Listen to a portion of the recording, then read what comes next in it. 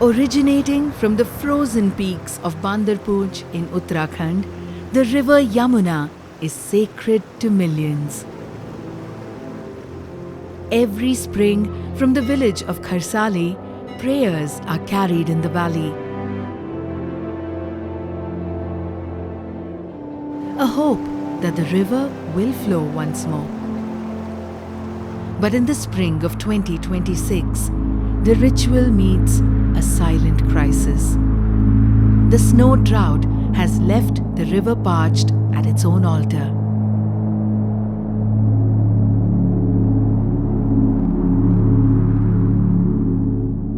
बहुत ज़्यादा बर्फ़ होती थी पहले में, और अभी आप लगाएं तो ज़्यादा नहीं है, अभी 12 से 15 साल का अंतर हो गया होगा। जब इतना अंतर देखने को मिला है, तो आपको हम बताते हैं कि जब यमुना जी के कपाट यहाँ पे प्रत्येक वर्ष अक्षय तृतीया में खुलते हैं, तो जब हम छोटे से थे, यहाँ से यमुना जी के कपाट खुलने के दिन जब यहाँ से यमुनोत्री जाते थे, तो क्योंकि 6 माह यहाँ बहुत बर्फ़बारी होती थी, तो जैसे कपाट खुलने वाले होते थे, तो कपाट यहाँ पर अक्षय तृतीया में खुलते थे, लेकिन जो ग्लेशियर होता था वो यमुनोत्री धाम, आप देखेंगे तो यमुनोत्री धाम में पूरा कपाट खुलने के बाद भी जो है 1 महीने तक पूरा ग्लेशियर हमको सबको देखने को मिलता था। हम ग्लेशियर के ऊपर जो है जाके बहुत लोग जो है वहाँ पे जाते थे, और जितने भी सैलानी जो श्रद्धालु वहाँ पर आते थे, उसका जो है प्रकृति का बड़ा आनंद वो लोग लेते थे। लेकिन अभी 10 साल से हम लोग देख रहे हैं कि वो ग्लेशियर बिल्कुल लुप्त हो चुका है, और ग्लेशियर बहुत पीछे चले गया है, और ग्लेशियर दिखना बड़ा असंभव है। हमारे गांव में ही है, जो भी आप देख रहे हैं अगल बगल में, तो हमारा जो नीचे घर का जो नीचे वाला पोर्शन है वो पूरी तरह से बंद हो जाता था। इतनी बर्फ़बारी होती थी कि हम जब हमारे जो बुज़ुर्ग हैं, हमारे बताते हैं, हमारे माता पिता बताते हैं कि जब सुबह के समय उनको बाहर निकलने के लिए अंदर से औजारों से जो है उस बर्फ़ को खोलना पड़ता था, तब वो सुबह को बाहर निकल पाते थे। रात को इतनी बर्फ़बारी हो जाती थी, तो लगभग आप 1 मंजिल तो जो है पूरी बर्फ़ से ढक जाती थी।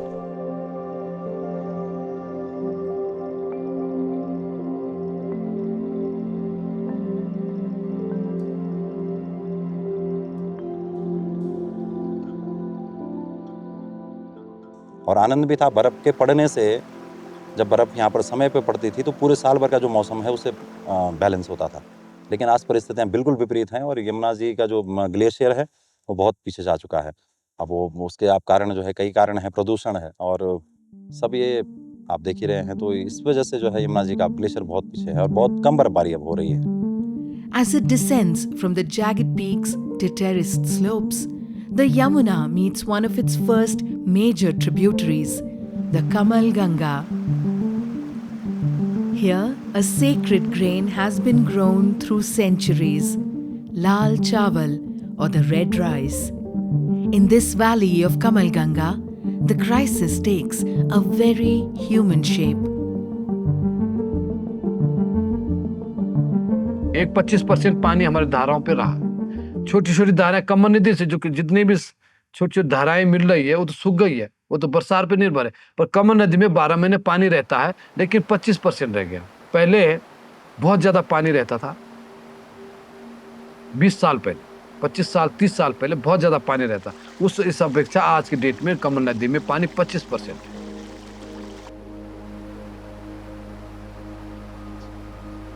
पहले तो बहुत ज्यादा पानी था, ठंडा भी था। कम पानी होगा, गर्म रहेगा, ज्यादा रहेगा, ठंडा रहेगा, उससे भी हमारे खेतों पे असर पड़ रहा है। प्रकृति भी नहीं, बर्फ नहीं पड़ रही है। पहले तो यहाँ पे बहुत बर्फ पड़ती थी, अब बर्फ ही नहीं पड़ रही, इससे भी खेतों पे हमारे असर पड़ रहा है। तो उससे बेनिफिट होता था काश्तकारों को, इसलिए बेनिफिट होता था बर्फ गिरने से और बारिश के होने से। समय पर खेत में काफी लंबे समय तक नमी रहती थी, फसल सूखती नहीं थी, कीड़े पतंगे, कीड़े मकोड़े सारे जो मर जाते थे बर्फ गिरने पर। अब बर्फ गिर नहीं रही, तो उससे जो है काश्तकारों को सूखा पड़ने से बहुत लॉस हो रहा है, फिर फसल उतनी अच्छी नहीं होती है। और धान की फसल के लिए पानी का होना नितांत आवश्यक है। बिना पानी के, बिना तराई के धान की फसल, इसकी उपज जो है सफल नहीं है। तो यहाँ अपने जो गांव की हम बात कर रहे हैं, तो यहाँ का जो भौगोलिक परिवेश है, पानी की थोड़ा सा दिक्कतें हैं। पहले तो नदी में, यहाँ छोटी नदी है, तो इसका जो पानी है खेती के लिए जो है लगभग पर्याप्त हो जाता था। अब सूखा भी रह रहा है, कभी ओले पड़ रहे हैं, तो उससे जो काश्तकारों को जो है काफ़ी नुकसान हो रहा है। अब जब पानी कम है तो सिंचाई नहीं हो पा रही है, इसकी तराई नहीं हो पा रही है।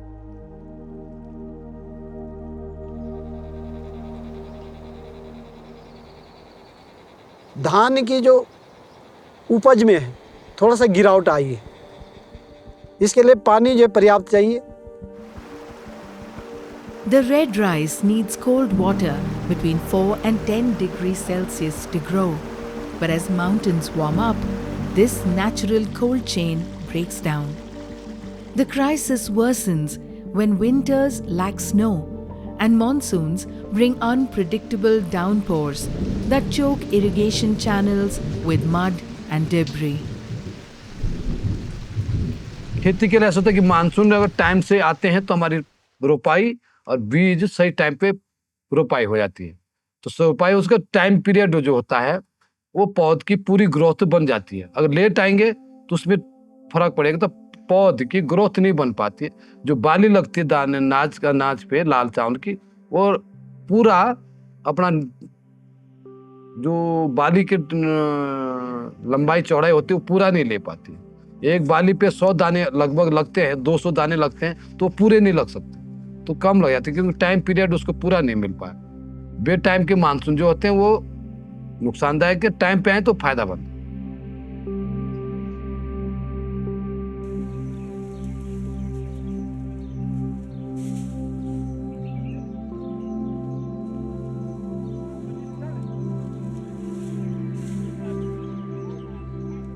वर्षा होती है तब जाके रोपाई होती है, तब जाके खेती होगी। यहाँ पर्याप्त पानी न होने के कारण लोग जो मानसून पे निर्भर रहते हैं कि मानसून कब बरसेगा, कब रोपाई होगी। जब मानसून बरसेगा तो नदी नालों का पानी निकल के नहरों में जाएगा, नहरों से निकल के जो है खेतों में पहुँचेगा, तब जाके रोपाई होती है। परंतु यदि मानसून ज़्यादा बरस गया तो इससे भी जो है हानि है, क्योंकि यहाँ सीढ़ीनुमा खेत है। यदि मानसून ज़्यादा बरस गया तो जो सीढ़ीनुमा खेत है वो टूट जाते हैं, सारी मिट्टी बह जाती है, मृदा प्रदूषण हो जाता है, वो सारी मिट्टी बह जाती है। तो इसलिए ज़्यादा मानसून के बरसने से भी हानि है। In the fields of Netri, farmers like Sunil Rawat face a desperate choice. To compensate for the declining production, fields that never knew chemicals are now being fed with synthetic fertilizers. सामने nursery दिखाई दे रही है, nursery डाल दे, एक हफ्ते के बाद इसकी जो है तराई होगी, तब इसका अंकुर निकलेगा। अंकुर निकलने के बाद जो है ये इसकी निराई गुड़ाई करते हैं हम। तो निराई गुड़ाई करने के बाद जो है फिर रोपाई के लिए तैयार हो जाता है, फिर हम खेतों में इसकी रोपाई करते हैं।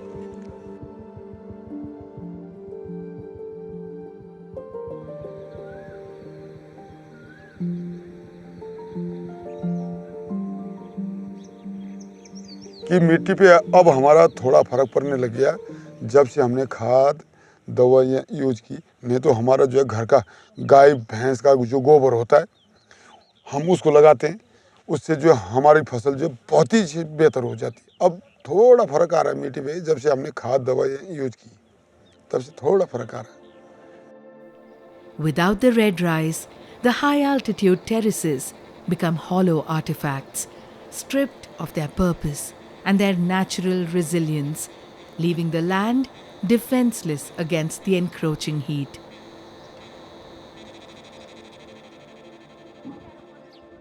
ये तो एक वाली बात है जी कि मरना हो जाता है। जिस दिन लाल चावल हमसे सिर्फ अन्य सोचेंगे उस दिन तो दुनिया पलट जाएगी। लाल चावल के अलावा हम कुछ नहीं जानते। लाल चावल ही हमारे अमृत है, लाल चावल ही हमारा प्राण है। लाल चावल के बलबूते हमारे जो भी आज बच्चे बाहर पढ़ रहे हैं, विदेश में रह रहे हैं, पूरी इंडिया में रह रहे हैं, और लाल चावल के वही हमारी आजीविका थी, उस पर हम निर्भर हैं। हिमाचल किन्नौर से पहले लोग आते थे हमारे यहाँ, बेड़ियों में चावल ले जाते थे भर भर के, हजारों क्विंटल। आज ट्रकों में जा रहे हैं, सड़कें बनी, लेकिन लाल चावल को हम छोड़ेंगे नहीं। जब तक हमारा वंशज रहेगा तब तक हम लाल चावल ही पैदा करेंगे।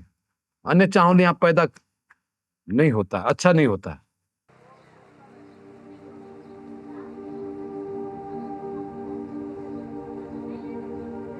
पहले जो है यही चावल 20 रुपए 40 रुपए किलो जाता था, आज जो है ये लाल चावल जो है 120 रुपए किलो जो बिक रहा है हमारा, तो इससे हमें फ़ायदा हो रहा है और इसकी डिमांड कई राज्यों में है।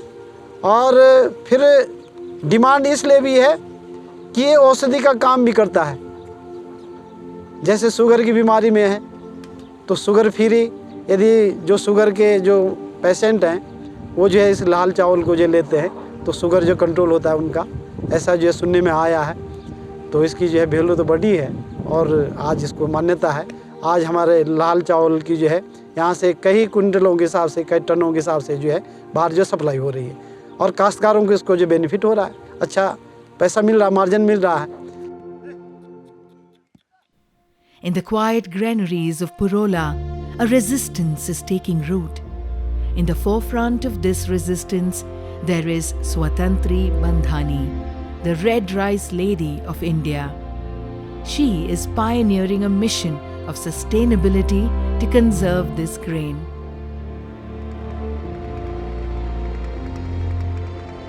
वर्षों पुरानी किस्में, और हम लोग जो लाल चावल पे काम कर रहे हैं, हम 2021-22 से कर रहे हैं और काम हम वैसे प्रोडक्शन का काम तो 2012 से कर रहे हैं हम लोग प्रोडक्शन पे, कि क्योंकि अन्य चावल की अपेक्षा लाल जो धान है, लाल चावल है, इसका उत्पादन कम है। तो मैं आपको बता रही हूँ हम किस प्रकार से प्रोडक्शन पे काम कर रहे हैं। प्रोडक्शन में हम लोग क्या करते हैं, श्रीविधि है एक, जिसको बोलते हैं फसल सघनीकरण तकनीक। उस तकनीक का जो सिद्धांत है वो है कम बीज, कम पानी, कम मेहनत और अधिक उत्पादन।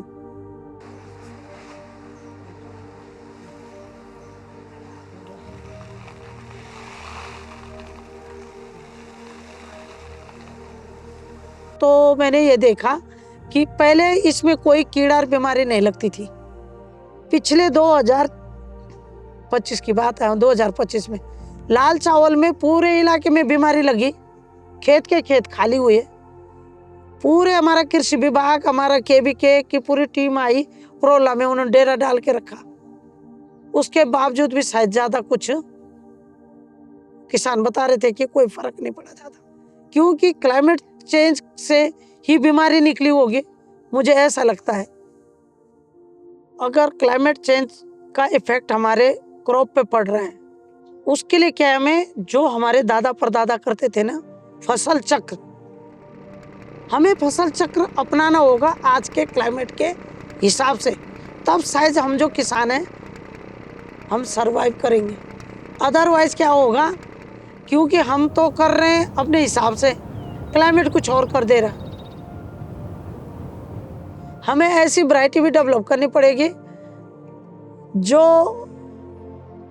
मतलब अप्रैल में अगर फ्लोरिंग पे बर्फ पड़ रही तो अप्रैल में भी सुसुप्तावस्था में भी रहे।